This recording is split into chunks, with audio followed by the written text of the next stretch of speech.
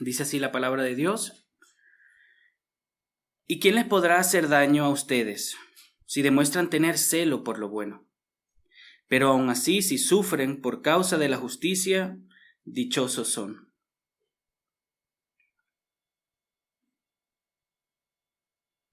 Y no tengan miedo por temor a ellos, ni se turben, sino santifiquen a Cristo como Señor en sus corazones, estando siempre preparados para presentar defensa ante todo el que les demande razón de la esperanza que hay en ustedes.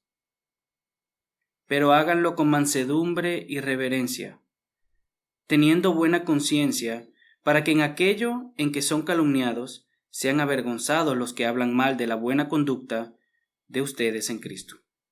Pues es mejor padecer por hacer el bien, si así es la voluntad de Dios, que por hacer el mal.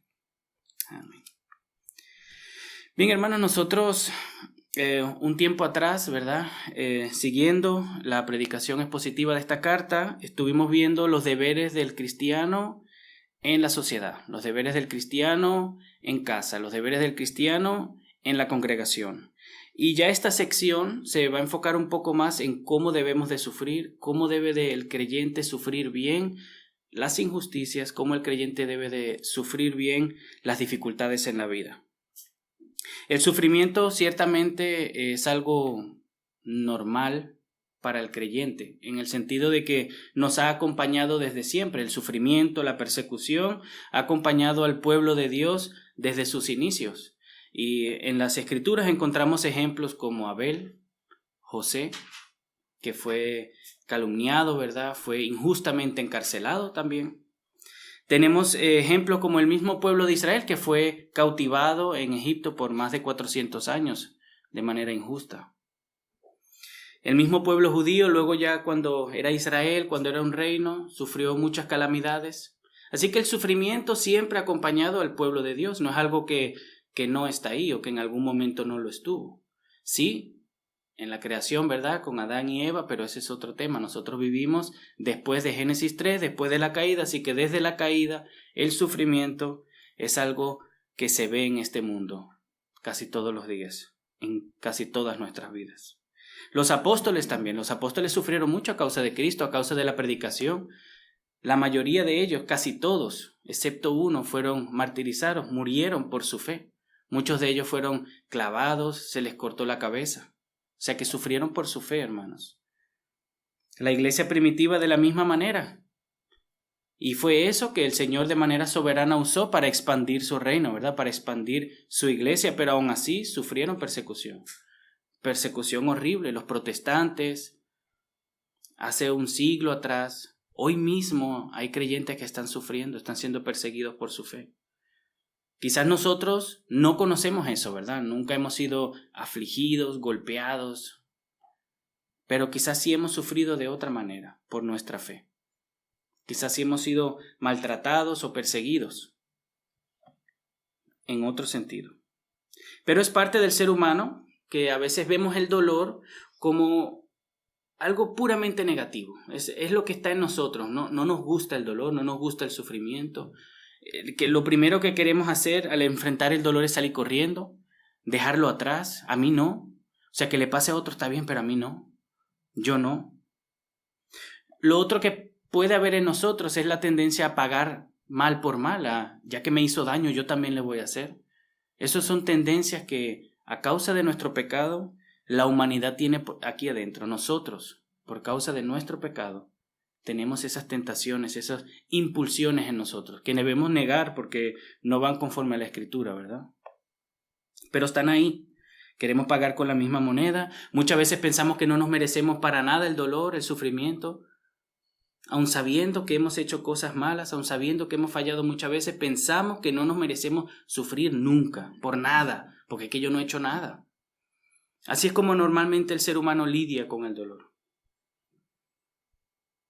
Cuando pasamos con un momento doloroso, también incluso podemos llegar a pensar que Dios no está con nosotros, que Dios se ha alejado, que Dios no me ama, que Dios falta a sus promesas.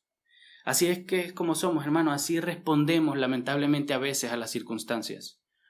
En vez de gozarnos en el Señor, en vez de confiar en el Señor, en vez de poner nuestra mirada en Cristo, A veces dudamos. A veces pensamos que Dios no está ahí. Por el dolor, por el sufrimiento. El apóstol Pedro sufrió en carne propia esto.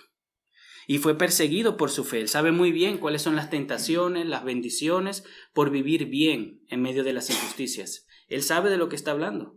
Y por eso les recuerda a los lectores, los exhorta, a ellos y a nosotros y a todos los creyentes, en cualquier tiempo.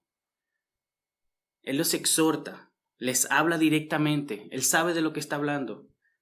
Y les dice que debemos santificar a Cristo en nuestros corazones. Mientras sufrimos injustamente, tenemos un llamado, santificar a Cristo en nuestros corazones, defendiendo nuestra fe y con una buena conducta. Eso es lo que vamos a ver hoy. Cómo santificar a Cristo en nuestros corazones al sufrir injustamente. ¿Por qué? Porque es mejor sufrir por hacer el bien que por hacer el mal. Eso es algo que se repite en la carta, lo hemos visto en unos sermones pasados, solo lo toqué por encimita, por decirlo así, ya que aquí se habla de manera especial acerca de eso. Así que vamos a ver primero cómo no debemos de responder a las injusticias. Y lo primero que hace el apóstol Pedro es comenzar con una pregunta. Así que vamos a leer nuevamente el versículo 13. Dice: ¿y quién les podrá hacer daño a ustedes si demuestran tener celo por lo bueno? Y bueno, esto es una pregunta retórica, ¿verdad? Es una pregunta que no tenemos que responder porque la respuesta debería ya de estar clara. Volvamos a leer. ¿Y quién les podrá hacer daño a ustedes si demuestran tener celo por lo bueno? Nadie. Si nosotros somos buenos y amamos a todos, bendecimos a todos, cuidamos a todos, ¿verdad? Vamos por ahí haciéndole bien a los demás. Nadie. Sería lo más correcto. Y esto es algo que el mismo apóstol Pablo suele usar en sus cartas también, esto de las preguntas retóricas. Lo vemos, por ejemplo, en Romanos capítulo 8, versículo 31. Dice así: entonces, ¿qué diremos a esto? Si Dios está por nosotros, ¿quién estará en contra? Nadie. Normalmente, cuando una persona, sea un pastor, un maestro, un profesor, formula una pregunta retórica, se toma mucho en cuenta lo que el lector o el que está escuchando está pensando, lo que está pasando en su mente al escuchar estas verdades. Y en este caso, el apóstol Pedro en su carta ha estado dando exhortaciones, recomendaciones, mandatos, llamando a la responsabilidad de cómo debemos de vivir bien en medio de la sociedad. Entonces se imagina al lector, al oyente, y prevé lo que él podría estar pensando. Imagínense a los lectores haciendo este tipo de protesta en su mente, al escuchar los mandatos, las responsabilidades que el apóstol Pedro les dice. ¿Se acuerdan de algunas? Humíllense, sean humildes, obedezcan a las mujeres obedezcan a sus esposos, siervos obedezcan a sus amos. Son algunas de las responsabilidades que tenemos que hacer, y esto se lo dice Pedro a un grupo de creyentes que están sufriendo, están siendo perseguidos, que no la están pasando bien, no la están pasando fácil, y en vez de decirle: yo te entiendo, mira, ¿sabes qué? No hagas nada, evítalos. No, sírveles, sacrifícate, obedece, humíllate. Entonces, en medio de eso, estos lectores podrían estar protestando de esta manera: las personas nada más se aprovecharán de nosotros. ¿Cómo que ser buenos con ellas? Pedro, tratan de matarnos. Si no es tiempo para debiluchos ahora, necesitamos armarnos para que no nos intimiden. Ojo por ojo es lo que mi padre me enseñó. Esos son algunos de los pensamientos que un lector al escuchar esto en medio de su situación difícil podría estar pensando. Y el apóstol Pedro lo ve y responde con una pregunta retórica y dice: ¿y quién les podrá hacer daño a ustedes si demuestran tener celo por lo bueno? Nadie. Porque ¿a quién le molestaría que ustedes sean buenos ciudadanos, hermanos? Imagínense, si ustedes pagan sus impuestos, ¿el gobierno estaría molesto con ustedes? Si ustedes son buenos trabajadores, trabajan sus tiempos, se esfuerzan, ¿sus jefes van a estar molestos con ustedes? Si son buenos esposos, buenas esposas, cumplen con sus roles, el esposo no creo que vaya a estar molesto con su esposa si su esposa lo ama. Si tienen un amigo y se preocupan, le sirven, lo cuidan cuando está enfermo, no creo que se vaya a poner molesto con ustedes, ¿verdad? Entonces, si tenemos ese celo de ser buenos y de hacer el bien, ¿quién nos va a hacer daño? ¿Quién debería? Nadie. Es lo que debería de ser, hermanos. Pero vivimos en un mundo caído. Vivimos en un mundo donde el pecado crea división, donde hay inconformidad, donde hay envidias, celos, donde a algunas personas les choca que seamos buenas personas, que intentemos constantemente buscar el bien de los demás. Hay personas que eso no le agrada, le molesta. Entonces, en este mundo donde cabe la posibilidad de que nos maltraten, aun si somos buenos ciudadanos, aun si somos buenos trabajadores, esta verdad, que debería ser una verdad general, tiene sus excepciones. Y los hermanos estaban viviendo estas excepciones. Pero Pedro nos responde con, bueno, ya está, lo intentaste, siéntate, escóndete, cambia tu manera de vivir, deja de seguir a Cristo para que te vaya mejor. No. El apóstol Pedro lo que hace es renovar nuevamente el compromiso de los hermanos, recordándoles quiénes son. Han sido elegidos, han sido llamados. El Señor los ha santificado por medio del Espíritu. Los ha llamado a proclamar las virtudes de aquel que los llamó. Eso es lo que hace el apóstol Pedro, en medio de la situación difícil que estaban pasando los hermanos. Así que te tengo una pregunta. ¿Te ha pasado esto alguna vez? ¿Que has intentado de ayudar a alguien y te ha ido peor? ¿Has intentado de hacer algo bien por alguien y se rompió? ¿O perdiste el tren? Quizás en el trabajo intentaste ayudarle a tu compañero y mira, te tuviste que quedar 2 horas más. ¿O quisiste ayudar a un amigo y al final quedaste peor? No lo hubieses hecho, piensas a veces. Wow, si no lo hubiese ayudado, no hubiese estado metido en este problema. A veces pasa, hermanos. No siempre se nos devuelve el bien que hacemos. No lo hacemos para que se nos devuelva el bien, ¿sí? Pero a veces, pues, las personas responden con bien, pero a veces responden con mal también. A veces las mismas circunstancias, orquestadas por el Señor de manera providencial, procuran de que las cosas salgan mal, aunque nosotros intentemos de hacerlo bien. Entonces, ¿te ha pasado que has querido hacer el bien y aún todo te ha salido mal? Bueno, el apóstol Pedro nos llama a seguir esforzándonos, hermanos, a perseverar, a seguir mirando a Cristo, buscando la motivación que es glorificarle a Él, servir a los demás y ser buenos creyentes. Vivir bien, sufrir bien en medio de las injusticias. La vida a veces es injusta, hermanos. Y aquel que no lo crea, que no lo ve así, revísese. A veces hay injusticias en esta vida que no merecemos, pero las tenemos que agarrar con gozo. Tenemos que perseverar, gracias hermana, ante ella. No podemos seguir así, hermano. No podemos pensar que porque a veces nos ocurren injusticias, Dios se ha apartado. O porque nos ocurren injusticias, debemos de dejar de seguir a Cristo. No. Las injusticias en la vida, el Señor ha usado las injusticias durante la historia de la iglesia para promover el avance del Evangelio, para traer crecimiento espiritual a las personas. Eso es lo que debemos dejar que el Señor haga y obre en nosotros, el carácter de Cristo. El apóstol Pedro sabía muy bien lo que es padecer a causa de la justicia. Y él les recuerda que si sufren haciendo el bien, somos bienaventurados, somos dichosos. Somos privilegiados. Y estas palabras son iguales, están empapadas de las mismas palabras de nuestro Señor Jesucristo. En Mateo capítulo 5, el versículo 10 y el 11 dice: Bienaventurados aquellos que han sido perseguidos por causa de la justicia, pues de ellos es el reino de los cielos. Bienaventurados serán cuando los insulten y persigan y digan todo género de mal contra ustedes falsamente por causa de mí. Bienaventurados, hermanos. Somos privilegiados, que hemos sido encontrados dignos de sufrir a causa de Cristo. El Señor nos ha concedido la fe, pero también nos ha concedido el sufrir por Él. Inmediatamente después de el apóstol Pedro tratar la realidad, ¿verdad?, donde estos lectores vivían su situación, el contexto de persecución donde ellos estaban, lo que él empieza a hacer es hablar de cómo debemos de responder, cómo no debemos de responder. O sea, inmediatamente que él, ok, la están pasando mal, se podría dar esto, pero no hagan aquello. Les da una exhortación, hermanos. Él sabe que nuestra tentación, nuestra primera respuesta natural a la injusticia es pecaminosa, es de temerle al hombre, de temerle a lo que el hombre nos puede hacer, a lo que el mismo hombre teme. Y el temor nos lleva a tomar malas decisiones.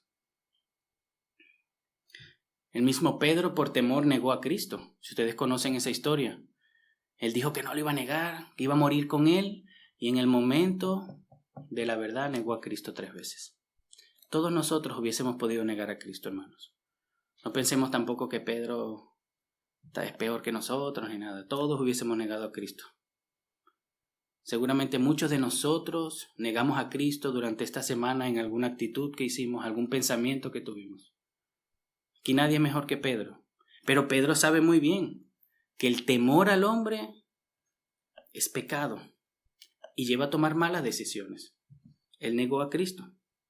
¿Cuándo fue la última vez que tú tomaste una mala decisión? Por temor al hombre. Esto a veces ocurre en el trabajo. Tienes miedo de tu jefe, de un compañero y mientes. Tienes miedo que te descubran y mientes. En una relación tienes miedo de que salga a la luz y mientes. El temor al hombre es pecado y lleva a más pecado. El único que debemos de temer y el único que debe ser temido es Dios.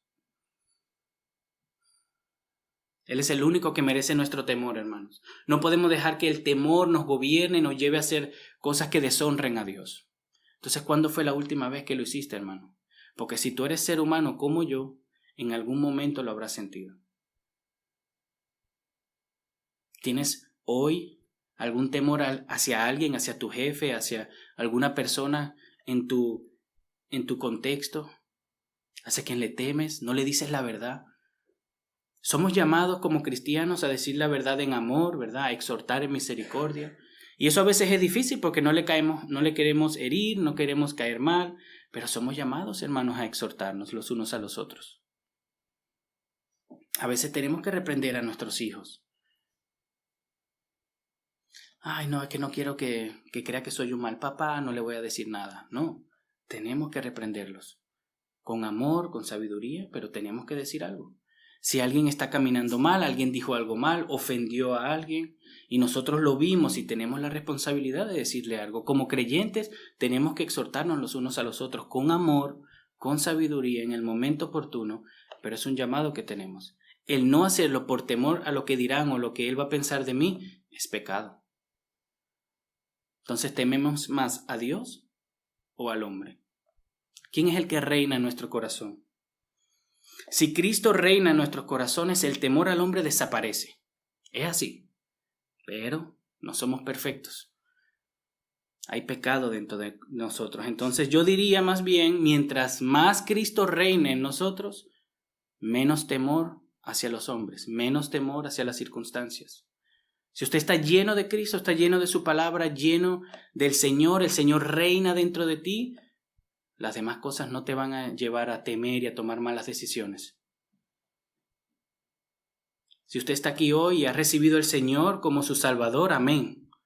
Si está confiado de eso, amén.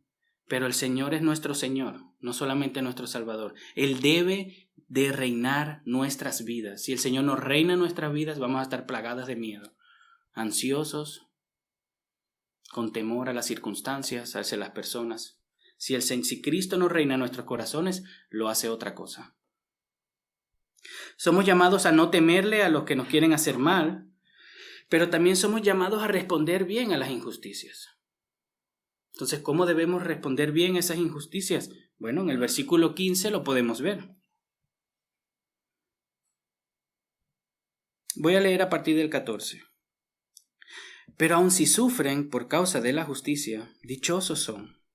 Y no tengan miedo por temor a ellos, ni se turben, sino santifiquen a Cristo como Señor en sus corazones, estando siempre preparados para presentar defensa ante todo el que demande razón de la esperanza que hay en ustedes, pero háganlo con mansedumbre y reverencia. Y en estos versículos, el 14, el 15, Pedro hace nuevamente una referencia al Antiguo Testamento. ¿Se acuerdan que les he dicho que es algo que Pedro hace constantemente? Tomar el Antiguo Testamento, aplicar ciertas verdades, aplicar ciertos principios, tomar versículos y como reeditarlos para contextualizarlos y a veces aplicarlos a Cristo. Aquí lo hace nuevamente con Isaías capítulo 8, los versículos 12 y 13. Dice: no digan ustedes, es conspiración, a todo lo que este pueblo llama conspiración. Aquí está la parte: ni teman lo que ellos temen, ni se aterroricen. Al Señor de los ejércitos es a quien ustedes deben tener por santo. Sea Él su temor y sea Él su terror.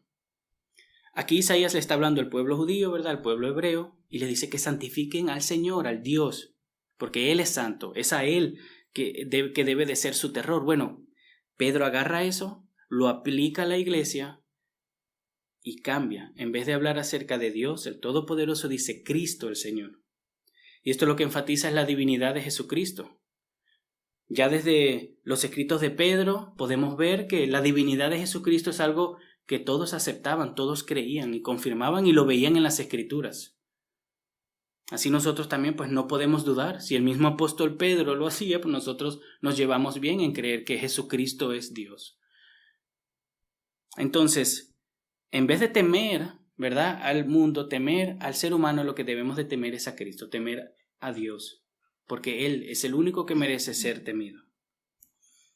En este versículo, Pedro contrasta la mala respuesta del versículo anterior, el temer a los hombres, con este nuevo mandato: santificar, santifiquen a Cristo, o consagren a Cristo en sus corazones como Señor.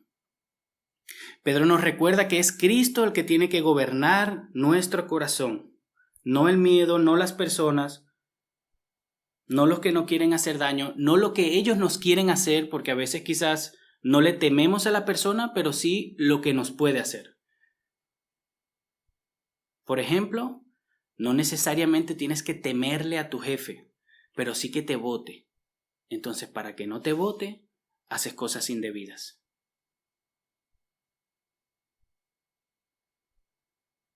Y menos el diablo, hermanos. El que tiene que reinar nuestras vidas no es el temor, no es el enemigo, es Cristo. Como creyentes somos llamados a dejarnos reinar por Él. Somos sus siervos, somos sus esclavos. Hemos sido liberados por Él, hemos sido adoptados por Él, hemos sido reconciliados con Dios por medio de su sacrificio y ahora le pertenecemos. El único que debe de vivir aquí adentro es Cristo, para luego nosotros poder amar adecuadamente, servir adecuadamente, vivir adecuadamente. El que gobierna todas las cosas, incluyendo nuestros corazones, es Cristo, no el diablo. Algunas iglesias enfatiza tanto el diablo que se les olvida hablar de Cristo. Ven al diablo en todos los lados, como que si el diablo hizo esto, el diablo hizo aquello. El diablo tiene su papel, pero él es un súbdito de Dios. Lo que él hace es porque el Señor lo permite y lo obra para el bien de sus hijos y lo obra para proclamar su nombre, para glorificar su nombre. Él está haciendo lo que el Señor quiere que él haga, nada más. No puede hacer ni ir en contra de la voluntad soberana de Dios. Él no es más fuerte que el Señor. Y si el diablo no es más fuerte que Dios, ningún hombre es más fuerte que Dios. Entonces, como dice Pablo, si Dios es con nosotros, ¿quién en nuestra contra? Nadie. Pedro también nos ayuda a cómo podemos cumplir este mandato, ¿verdad? Debemos no temer al hombre, no temer lo que ellos nos puedan hacer. Debemos de santificar a Cristo en nuestros corazones. Eso es lo que tenemos que hacer. Ese es el llamado del día de hoy. Santificar a Cristo en nuestros corazones. Bueno, gracias a Dios, Pedro nos ayuda a ver cómo lo hacemos. Una manera de santificar a Cristo en nuestros corazones es estando preparados para defenderle con mansedumbre y reverencia. Otra manera es teniendo una buena conciencia. Nosotros santificamos a Cristo en nuestros corazones, le damos la posición que Él merece, le reverenciamos, le honramos, lo enaltecemos en nuestras vidas, en nuestro ser, y luego eso se manifiesta, eso se ve. ¿Cómo? Teniendo una buena conducta, una buena conciencia, y estando preparados, capacitados, listos para dar testimonio de Él, para dar testimonio del Evangelio. Y esta verdad se repite en las cartas de Pedro, ¿sí? Pero vamos a leer el versículo 16 primero. Dice, teniendo buena conciencia, para que en aquello en que son calumniados sean avergonzados los que hablan mal de la buena conducta de ustedes en Cristo.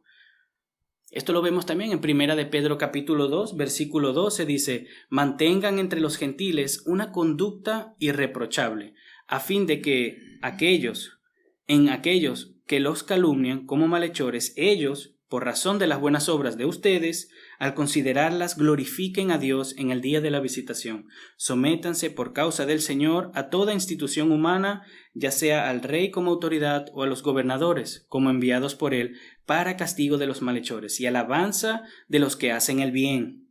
Porque esta es la voluntad de Dios, que haciendo bien ustedes hagan enmudecer la ignorancia de los hombres insensatos.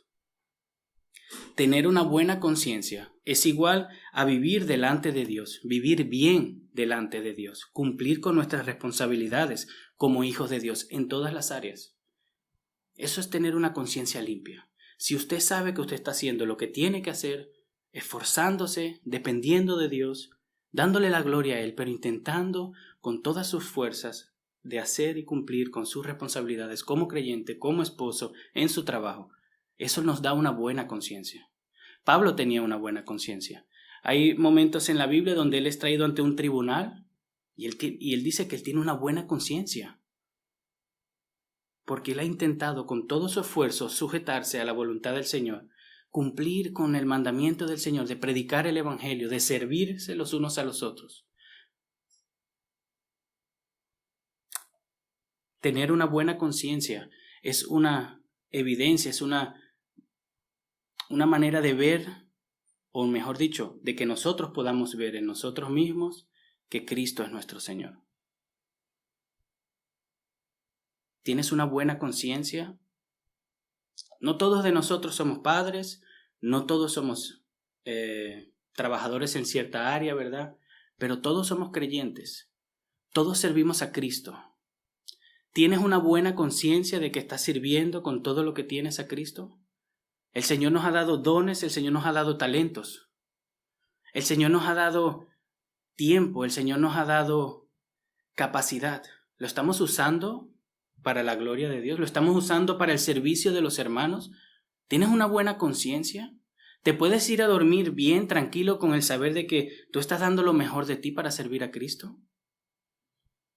Aquellos que somos padres, ¿estás haciendo lo necesario para criar a tus hijos conforme a lo que el Señor nos manda? Como esposo o esposa, ¿estás haciendo lo suficiente, lo necesario, lo que está en tus posibilidades? Porque no estamos hablando que demos lo que no tenemos, no. Lo que tenemos, eso con excelencia, con diligencia, con esfuerzo, con esmero, en dependencia de Dios y para su gloria. ¿Pero estamos haciendo eso? ¿Tenemos esa conciencia limpia, hermanos? Que podemos decir, no, yo todo lo que tengo, todo lo que hago, lo procuro para el beneficio de mis hermanos, para el beneficio y para la gloria de Dios. ¿Podemos decir eso? Es difícil a veces, porque nos inventamos excusas, porque luchamos con el temor al hombre, porque ponemos nuestra mirada más en las circunstancias, en el dolor, en el sufrimiento, en vez de poner la mirada en Cristo, en su ejemplo, en su sacrificio. Tener una buena conciencia es una de las evidencias, hermanos, de que Cristo reina en nuestros corazones. Si no la tienes, ahí hay un área que Cristo todavía no reina en tu vida. No, es que yo sé que yo podría hacer más. Ahí Cristo no reina, hermano. Yo tengo muchas áreas en las que Cristo no reina como podría reinar. Lo sé. Sé que tengo que esforzarme más, tengo que pedirle perdón al Señor. Preparando este estudio tuve que pedirle mucho perdón al Señor. Porque yo no tengo siempre una conciencia limpia sabiendo que puedo dar más, dependiendo de Dios, descansando en Él para su gloria, no para atribuirme méritos ni logros, ni para que me vean, no, para su gloria. Tenemos que anhelar tener una conciencia limpia delante del Padre. Imagínense que Cristo venga y nos pregunte, no, ¿por qué no hiciste? Y nosotros empecemos ahí a darle excusas, hermanos. ¿Qué mejor no sería que nosotros digamos, Padre, lo intenté? Yo lo sé, hijo, lo sé. Nos estamos esforzando, hermanos, para sacrificarnos a nosotros, nuestro egoísmo, nuestro orgullo, echarlo a un lado y servir a los demás, servir a los hermanos. ¿Estamos mortificando nuestra carne, hermanos, para que Cristo sea glorificado en nuestra vida? ¿O hacemos lo que queremos y deshacemos y opacamos nuestra conciencia? Nos mentimos a nosotros mismos para calmar la conciencia y poder dormir bien. Arrepintámonos, hermanos.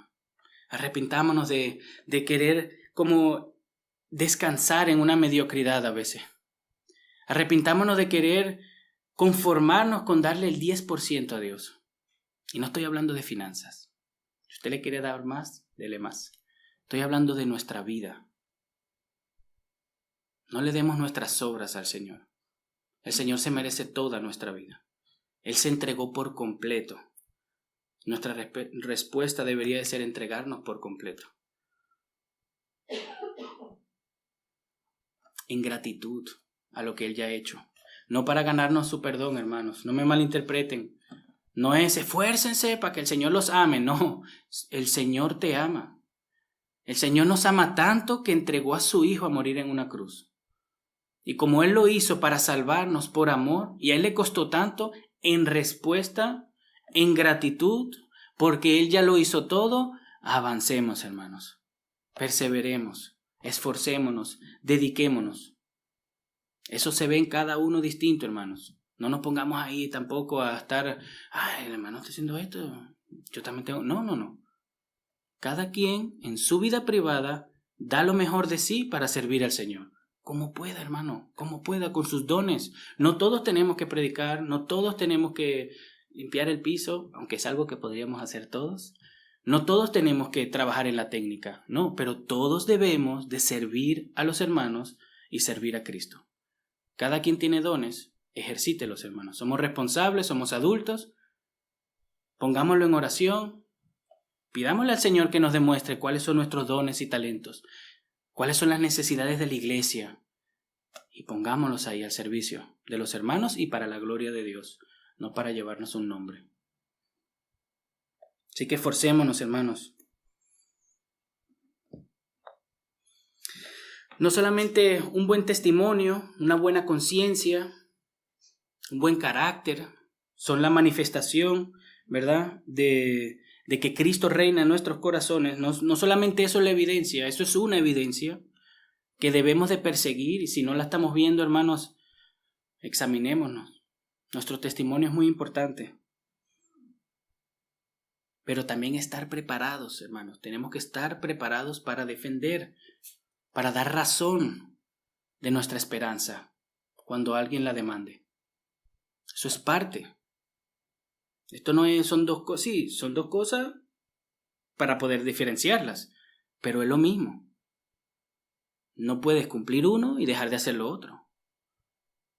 Quizás eres más hábil en la defensa de la fe y no tanto en lo otro. Bueno, esfuérzate más con lo aquello. Tenemos que cumplir las dos cosas. Entonces, lo segundo que podemos ver es prepararnos, hermanos. En el versículo 15 dice, si nos santifiquen a Cristo como Señor en sus corazones, estando siempre preparados para presentar defensa ante todo el que les demande razón de la esperanza que hay en ustedes. Y ahí nos imaginamos, defensa, una espada ahí, ¿verdad? Una guerra, defender. No, con mansedumbre y reverencia. Y es interesante que el apóstol Pedro diga siempre, no de vez en cuando, no cuando te apetezca, no el domingo por la mañana, cuando no estés enfermo, cuando te sientas bien, cuando empieces a leer un libro de teología. No, siempre. Tenemos que estar siempre preparados. Y eso implica esfuerzo, intencionalidad. Y luego usa las palabras de todo el que lo demande. Esta frase, ¿verdad?, muchas veces se asocia, es más que todo a cuando hay un juzgado y tenemos que defendernos delante del juzgado. Esa es una manera de defendernos delante de los demás. Cuando viene alguien y quiere burlarse de tu fe, Tú puedes defender tu fe con amor, con mansedumbre, con humildad, con reverencia. Puedes dar las razones de tu fe, pero dice a todo el que la demande. Los que necesitan a Cristo también lo demandan de manera indirecta. Tu vecino, tu primo, tu hermano, tu familia necesita escuchar el Evangelio. Nosotros tenemos que estar siempre preparados para dar testimonio, para predicar el Evangelio, para defender, para dar a conocer nuestra esperanza. Imagínense que nos pregunten, wow, ¿hay algo diferente en ti? ¿Por qué? No sé. Yo me esfuerzo. Uy, hermanos, no. No estoy diciendo aquí que escribamos tratados de teología y que usemos palabras raras, no. Pero tenemos que estar preparados para defender nuestra fe, para dar testimonio, para evidenciar, para por lo menos dar alguna que otra razón de por qué descansamos en Cristo cuando estamos sufriendo injusticias.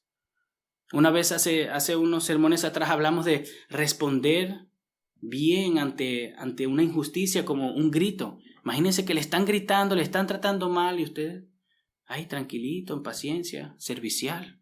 La gente lo ve eso y pregunta, pero ¿cómo es posible? No, porque yo soy mejor que tú. No, hermanos. Ese es un momento especial para predicar a Cristo, para apuntar al Señor que nos salvó y nos libró de la esclavitud de nuestro pecado. Y si no estamos preparados, no vamos a poder dar una buena defensa de nuestra esperanza. No vamos a poder compartir nuestra esperanza en el momento oportuno. No todos tenemos que estudiar teología en un seminario, hermanos. Tenemos que prepararnos. Debe de haber un anhelo en nosotros de poder saber algo para poder compartir el mensaje del Evangelio. El mensaje del Evangelio es sencillo, hermanos. Lo comprenden hasta niños si se lo explicamos bien. No hay que inventarse términos raros en griego y cosas así. Pero tenemos que prepararnos. Tenemos que estar siempre listos, hermanos. Todo el mundo necesita el Evangelio. Nosotros necesitamos el Evangelio, nuestros familiares necesitan el Evangelio, los que nos rodean necesitan el Evangelio, nuestro jefe necesita el Evangelio, y si todo el mundo necesita el Evangelio y nosotros hemos sido llamados a predicar el Evangelio, ¿qué estamos haciendo si no nos preparamos para predicar el Evangelio? Es nuestra responsabilidad, por eso estamos aquí. Hemos sido llamados, elegidos, santificados, adoptados, hermanos, con un propósito, sí, de ser santos, sí, pero también de dar a conocer las virtudes de aquel que nos llamó. Tenemos una gran comisión esperando por nosotros. Y esto no es solamente, sí, el pastor, el líder, el que predica en las misiones, sí, eso sí, tenemos que hacerlo. Gloria a Dios cuando lo podemos hacer como iglesia. Pero nosotros, cada uno de los que estamos aquí, tenemos que predicar el Evangelio. Tenemos que dar un buen testimonio. Tenemos que tener una conciencia limpia para que a la hora de predicar el Evangelio no sea algo que se contradice y que choque, sino que el Señor en su gracia, ¿verdad?, abundante lo use para quebrar corazones. ¿Cómo debemos de predicar el Evangelio? ¿Cómo debemos de exponer? Con mansedumbre y reverencia, con gentileza, con amabilidad, no con soberbia, hermanos. A veces podemos caer en el error de querer meterle a alguien, ¿verdad?, las verdades de las Escrituras. No, que tú tienes que verlas, tienes que entenderlas. Es que es así, Dios vino y murió, y ahí nos calentamos. Nosotros latinos que tenemos un temperamento un poquito subido de nivel, y luego despreciamos al otro porque no acepta la verdad, porque no la ve.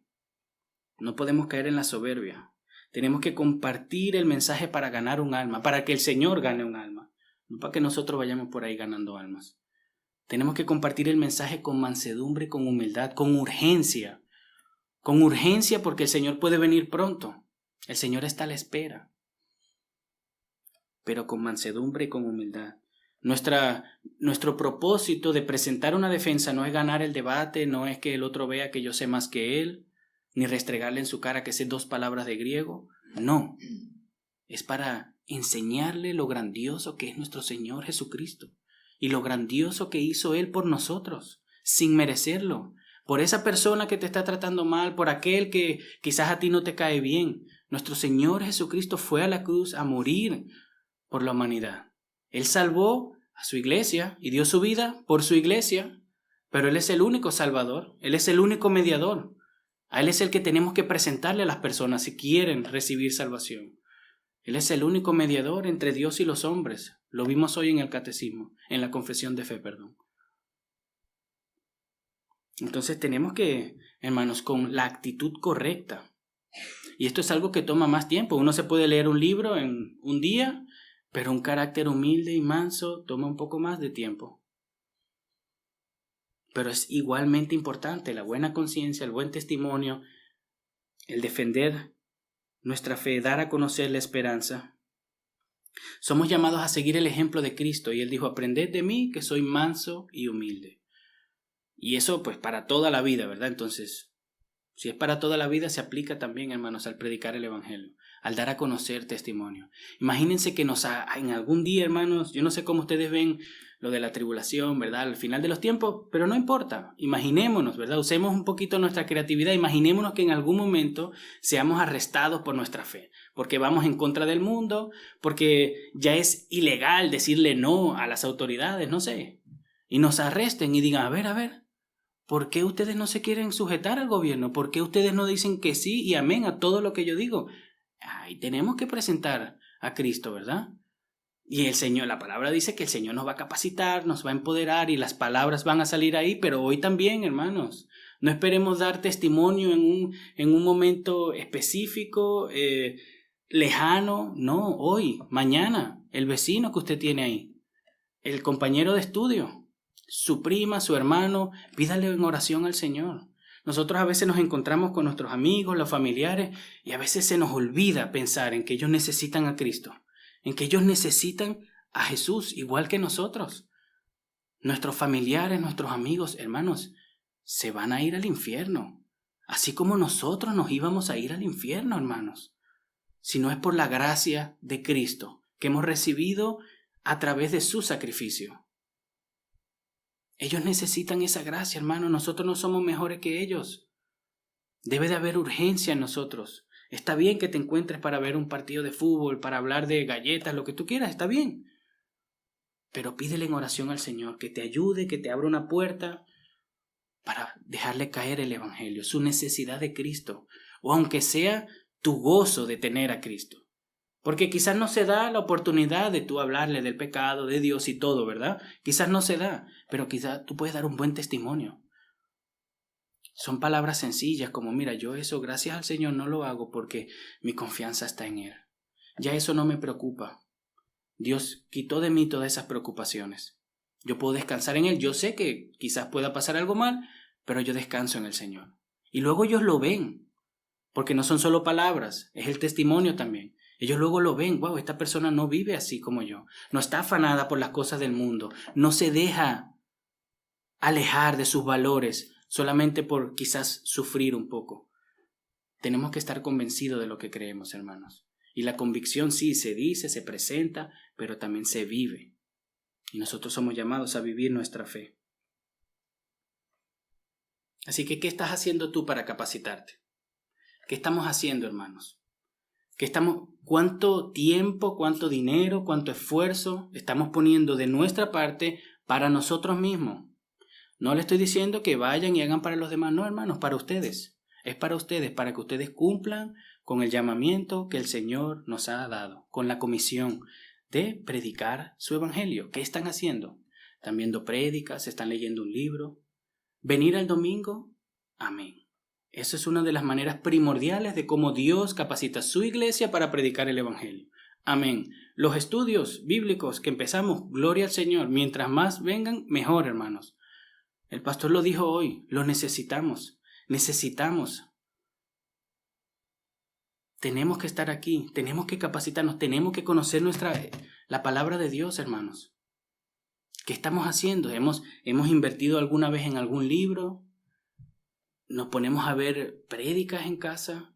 Quizás, hermanos, algunos de nosotros tenemos hijos, ¿nos estamos capacitando para responder sus preguntas en el futuro? Ellos van a ir a la escuela, en la escuela le van a decir, no, Dios no creó a nadie, Dios no existe. Todos venimos del mono, para simplificarlo de una manera. ¿Usted está capacitado para responderle con evidencias y con la palabra de Dios, con convicción? ¿Se está capacitando? Porque si no, ¿a quién le vamos a dejar esa tarea? Tenemos que capacitarnos, hermanos. Tenemos que cumplir con el llamado que el Señor nos ha dejado. Solamente el domingo, las 2 horas, no es suficiente, hermanos. No es suficiente. Entender las Escrituras. Para entender las Escrituras, hermanos, es un trabajo arduo. El Señor nos ilumina, el Señor nos capacita, el Señor nos ayuda a entender mejor, sí. Pero si las queremos estudiar bien para dar defensa de lo que está aquí, del Evangelio, para no estar hablando disparates y herejías, debemos de estudiar las Escrituras, conocer nuestras Escrituras. ¿Cuántas veces se han leído esta palabra? ¿Cuántas veces la meditan? ¿Cuántas veces la aplican a su vida, hermanos? Ay, va el hermano otra vez con leer la Biblia. Sí, hermano, hay que leer la Biblia. El que no lee la Biblia no conoce a su Dios, hermanos. El Señor se ha revelado aquí, en su palabra. Y el que no conoce su palabra no le conoce a Él, como Él se ha revelado. Sí podemos saber que Dios es creador, pero el Señor se ha revelado aquí. Si nosotros no nos mantenemos leyendo su palabra, no le vamos a conocer, hermanos, como Él quiere que le conozcamos. Podemos saber un poco acerca de Él, podemos de alguna manera tener ciertos conceptos, pero es por medio de su palabra que el Señor se nos revela. Tenemos que leerla bien. Hay cursos, hermanos, hay cursos, hay herramientas que vivimos en un tiempo, hermanos, privilegiados. Todo el mundo se puede comprar un comentario, todo el mundo se puede comprar un diccionario. Hay comentarios y diccionarios online gratis. No hay que gastar nada, solo tiempo y esfuerzo y búsqueda. Y el deseo de conocer más a nuestro Señor. Para compartirlo, hermanos. Qué mal es tener la oportunidad de compartir el Evangelio, hermanos, sin embarrarla. No exaltar la gloria de Dios, hermanos. Imagínense que están ahí, le van a predicar el Evangelio a alguien y dice, no, fue el Padre que fue a la cruz. Hermanos, eso es una herejía. Tenemos que capacitarnos, hermanos. ¿Qué estamos haciendo para capacitarnos? Para presentar fielmente el Evangelio, para que los demás puedan escuchar un Evangelio fiel, el Evangelio que transforma, el Evangelio que salva. Es solamente un Evangelio, hermanos, y debemos de conocerlo. Tenemos que saber textos bíblicos para poder dar defensa, hermano. ¿Cuántos textos no sabemos? Perseverar en la oración también, hermanos. Esto no es solamente llenar nuestra mente de información y en algún momento dispararla como una metralleta. No.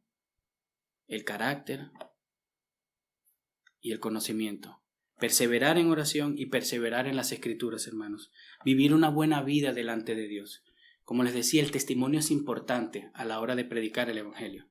Si ustedes lo conocen, disculpen que siempre use ejemplos del trabajo, pero bueno, yo trabajo y ahí es donde más o menos saco mis ilustraciones. Pero imagínense que está en el trabajo, usted siempre está malhumorado, haciendo las cosas ahí sin ganas, y en un momento tienen un tiempo y ustedes ahí están, ahora sí le voy a predicar el Evangelio.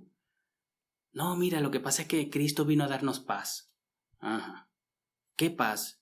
Si usted constantemente está airado y ahí afanado, ajetreado y haciendo el que y malhumorado, ¿qué paz vino a dar Cristo? Si ven, el carácter es importante, el testimonio, la buena conciencia, pero también el capacitarnos. Les traigo una cita.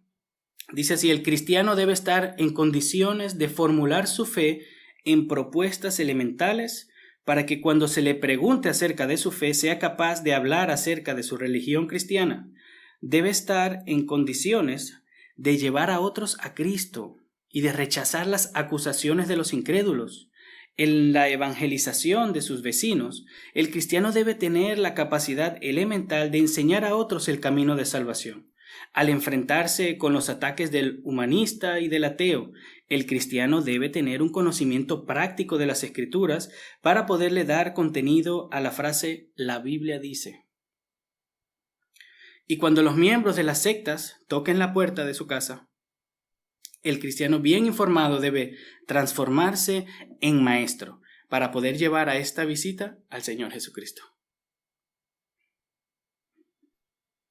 Es una realidad que siempre queremos agradar a Dios, o la mayoría de veces le vamos a caer mal a las personas, hermano. A veces tomamos decisiones en pos de agradar a Dios y a la gente no le va a caer bien, es una realidad. Pero debemos de seguir perseverando, hermanos, con la ayuda de Dios, clamando que nos dé paciencia, que nos dé valentía. Debemos de santificar a Cristo en nuestros corazones para vivir bien en medio de las injusticias, para estar siempre preparados para defender nuestra fe, para tener una buena conciencia. Y Pedro nos da la razón, hermanos, en el versículo 17. ¿Por qué todo esto? Es una verdad que se traza por toda la carta. Es una verdad que ya hemos escuchado. Leamos juntos el versículo 17. Dice, pues es mejor padecer por hacer el bien, si así es la voluntad de Dios, que por hacer el mal. Primera de Pedro, capítulo 2, versículo 20 dice esto. Pues qué mérito hay si cuando ustedes pecan y son tratados con severidad lo soportan con paciencia, pero si cuando hacen lo bueno sufren por ello y lo soportan con paciencia, esto haya gracia con Dios. Hay dos maneras de cómo sufrir, hermanos. En Primera de Pedro, capítulo 4, los versículos 15 y 16, dice así la palabra de Dios, que de ninguna manera sufra a alguien de ustedes como asesino o ladrón o malhechor o por entrometido, pero si alguien sufre como cristiano, que no se avergüence, sino que como tal glorifique a Dios. Sufrir por hacer el bien es justamente lo que nuestro Señor Jesucristo hizo por nosotros, en nuestro lugar. Eso lo vamos a estar profundizando en el sermón siguiente, ¿sí? Pero ¿qué podemos sacar nosotros, hermanos, para ir concluyendo? Si eres creyente y estás sufriendo, injustamente o no, hermanos, si estás sufriendo algún tipo de sufrimiento, examina tu sufrimiento. Hay dos maneras de sufrir que nos da la Biblia, o por culpa tuya o injusta. Si estás sufriendo hoy, si estás por medio de un proceso doloroso, examínalo por medio de las Escrituras.